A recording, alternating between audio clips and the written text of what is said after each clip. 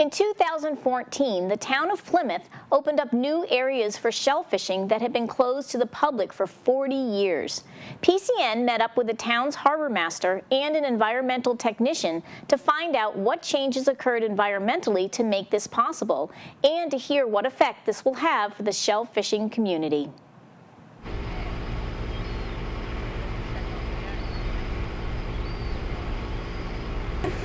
New in 2014, the town of Plymouth has been able to open up new shellfish area, an area that's actually been closed for close to 30-40 years, the inside of Plymouth Beach.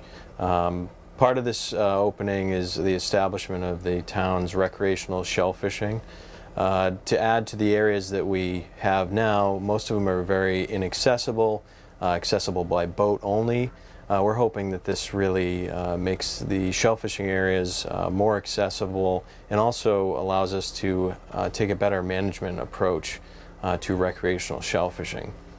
This includes not only the existing stock that is there because it's been closed for close to 30-40 years.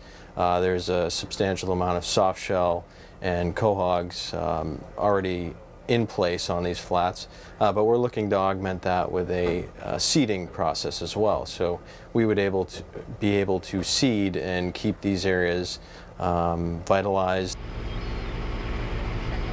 Many of the shellfish areas in Plymouth have been closed for 30 to 40 years because of problems with water quality.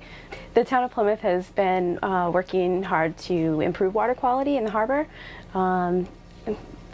We've completed a lot of projects like having a pump-out boat, which reduces the sewage from boats going into the harbor. We have a no discharge zone that was established. That the aim is the same as the pump-out boat. We've done a lot of stormwater projects that reduce runoff from the land that can bring bacteria, chemicals, different pollutants into the water. So part of the shellfish program involves seeding, and this is raising from seed, either soft shell, quahogs. Probably the most popular right now is oysters.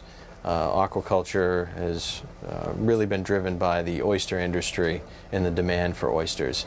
So we can not only do all sorts of different species that may or may not exist, like oysters. There's no set or oyster seed that'll sort of naturally end up on these flats, but we're able to take seed and really grow it out in these areas and make oysters available to people that wouldn't naturally be available.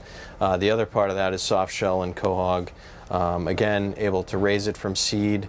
We want it to get to a certain size, and there's some protective measures that we would take when we do put the seed out on the flats to basically protect it from predation, so birds and green crabs. Netting that will lay over the top until they're big enough. Usually about 25 millimeter is safe to really remove the nets and they're able to survive.